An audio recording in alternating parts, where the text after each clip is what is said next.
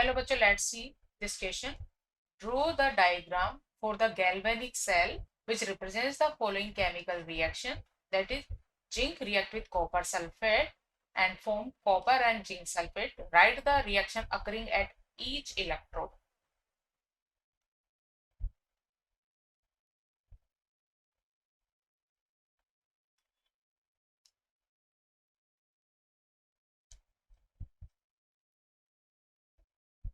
Key concept. To introduce the main concept of the problem is galvanic cell. Galvanic cell एक ऐसा cell होता है जो किसी स्पॉन्टेनियस केमिकल रिएक्शन की केमिकल एनर्जी को इलेक्ट्रिकल एनर्जी में कन्वर्ट करता है. It convert chemical energy in electrical energy. और इस डिवाइस में दो हाफ सेल होते हैं और दोनों हाफ सेल पर अलग अलग सेल रिएक्शन होती है. एक पे ऑक्सीडेशन रिएक्शन होती है, दूसरे पे रिडक्शन रिएक्शन होती है. एंड दोनों सेल्स को metallic wire and salt bridge के थ्रू कनेक्ट कर दिया जाता है. सो गिवन इक्वेशन में हमें first oxidation reaction and reduction reaction को आइडेंटिफाई करना है.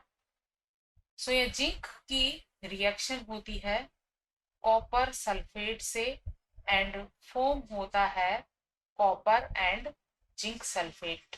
इसे हम आइडेंटिफाई करेंगे बाय द ऑक्सीडेशन नंबर. यहाँ पर जिंक का ऑक्सीडेशन नंबर 0 है, कॉपर का यहाँ +2 है, यहाँ पर 0 और यहाँ पर जिंक का हो जाता है +2. तो इस तरह से इन दोनों एलिमेंट्स के ऑक्सीडेशन नंबर में चेंज हुआ है. एक एलिमेंट का हुआ है ऑक्सीडेशन, एक एलिमेंट का हुआ है ऑक्सीडेशन और दूसरे का हुआ है रिडक्शन. कॉपर का हुआ है यहाँ रिडक्शन. तो हम ये रिडक्शन एंड ऑक्सीडेशन के लिए दोनों हाफ सेल रिएक्शन अलग अलग लिख सकते हैं. तो फर्स्ट ऑक्सीडेशन के लिए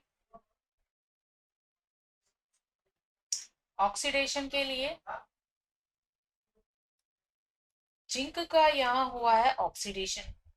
जिंक 2+ में कन्वर्ट हो गया है बाय लूजिंग 2 इलेक्ट्रॉन. और इसी तरह यहाँ कॉपर का हुआ है रिडक्शन. यहाँ कॉपर 2+ ने 2 इलेक्ट्रॉन एक्सेप्ट किए हैं और चेंज हो गया है कॉपर की फॉर्म में, ये डिपॉजिट हो गया है. इसे हम कॉपर सॉलिड की फॉर्म में लिख सकते हैं क्योंकि सभी मेटल्स नॉर्मल टेम्परेचर पर सॉलिड फॉर्म में होती है. ये रिएक्शन एक गैल्वेनिक सेल में होती है और इस गैल्वेनिक सेल के में दो हाफ सेल्स होते हैं, दो हाफ सेल्स.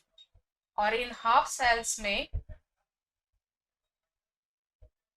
मेटल इलेक्ट्रोड्स होते हैं, मेटल इलेक्ट्रोड्स, और उसी मेटल का उसमें सॉल्ट सॉल्यूशन होता है. तो हम पहले दो हाफ सेल बनाते हैं.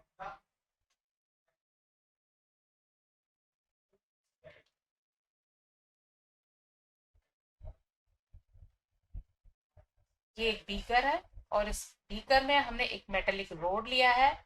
इसके अलावा ये जिस मेटल का रोड है उसी मेटल के सॉल्ट का हमने यहाँ सॉल्यूशन लिया है. ये एक हाफ इलेक्ट्रोड का काम करेगा. इसी तरह एक और हाफ इलेक्ट्रोड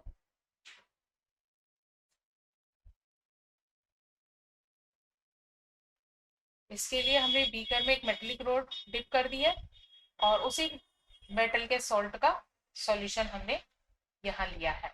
अब हमें आइडेंटिफाई करना है इस रिएक्शन के अकॉर्डिंग. यहाँ पर देखो लेफ्ट साइड वो मेटल होगी जो ऑक्सीडाइज हुई है, जो ज्यादा एक्टिव है. तो यहाँ जिंक ऑक्सीडाइज हुई है तो ये मेटेलिक रोड है जिंक की और सॉल्यूशन है जिंक सल्फेट का. कॉपर का हुआ है रिडक्शन तो ये मेटेलिक रोड है कॉपर की और सॉल्यूशन है कॉपर सल्फेट का. अब इन दोनों हाफ सेल को कनेक्ट कर दिया जाता है बाय द मेटेलिक वायर. इन दोनों को हम मेटेलिक वायर से बाय द वोल्टामीटर दोनों को कनेक्ट कर देंगे. अब सर्किट कंप्लीट करने के लिए यहाँ पर हम एक और डिवाइस होती है जिसे सॉल्ट ब्रिज कहते हैं। सॉल्ट ब्रिज के थ्रू इन दोनों हाफ सेल्स को भी कनेक्ट कर दिया जाता है। ये सॉल्ट ब्रिज क्या होता है? सॉल्ट ब्रिज के अंदर इनर्ट इलेक्ट्रोलाइट्स का सॉल्यूशन होता है अगार अगार के अंदर। इनको इनर्ट इलेक्ट्रोलाइट इसलिए कहते हैं क्योंकि ये सॉल्यूशन में डिफ्यूज तो हो सकते हैं, लेकिन ये इनका इलेक्ट्रोलाइसिस नहीं हो सकता, मतलब ये इन इलेक्ट्रोड्स पर, मेटल इलेक्ट्रोड्स पर डिस्चार्ज नहीं होते। इनर्ट इलेक्ट्रोलाइट्स मींस ऐसे इलेक्ट्रोलाइट्स जो इन मेटेलिक रोड पर डिस्चार्ज नहीं होते, उनसे हम इसको सॉल्ट ब्रिज को प्रिपेयर करते हैं। और सॉल्ट ब्रिज से इसको कनेक्ट करने के पीछे दो मेन रीजन है। एक तो सर्किट कंप्लीट करना, इसके थ्रू क्या हो गया, सर्किट कंप्लीट हो गया। दूसरा, क्योंकि ये आयंस डिस्चार्ज करता है, जैसे इसमें सपोज प्रेजेंट है पोटेशियम नाइट्रेट, तो ये क्या देगा, के plus N NO3 minus ions. इसके अलावा और दूसरे इलेक्ट्रोलाइट भी हो सकते हैं, जैसे KCl हो सकता है।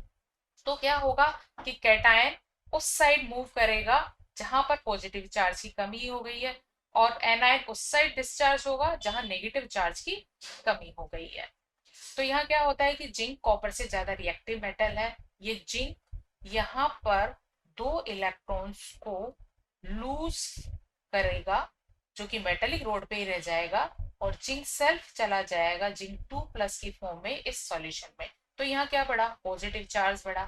पॉजिटिव चार्ज को न्यूट्रल करने के लिए ये सॉल्ट ब्रिज यहाँ देगा एनाइन। यहाँ ये एनाइन डिफ्यूज करेगा, क्या डिफ्यूज करेगा, एनाइन डिफ्यूज करेगा।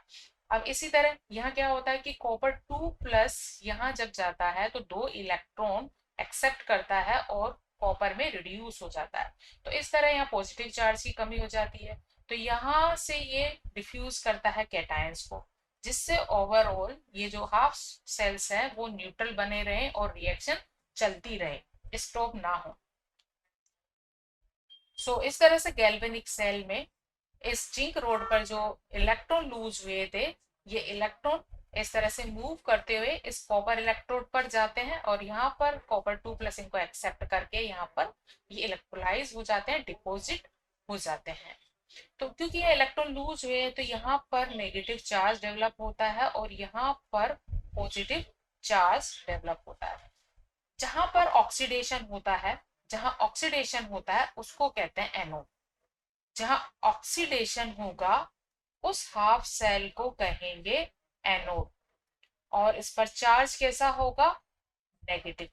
और जहां रिडक्शन होगा, जहां रिडक्शन होगा उसको कहेंगे हम कैथोड, उसको कहेंगे हम कैथोड। और कैथोड पर पॉजिटिव चार्ज होगा। तो लेफ्ट साइड वाला जिंक एनोड है और राइट साइड वाला कॉपर इलेक्ट्रोड कैथोड।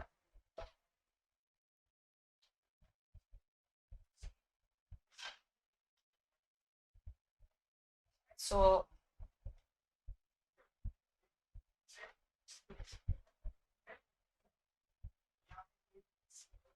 जिंक है एनोड, लेफ्ट साइड वाला होता है एनोड जिस पर ऑक्सीडेशन होता है, और राइट साइड वाला होता है कैथोड जिस पर होता है रिडक्शन।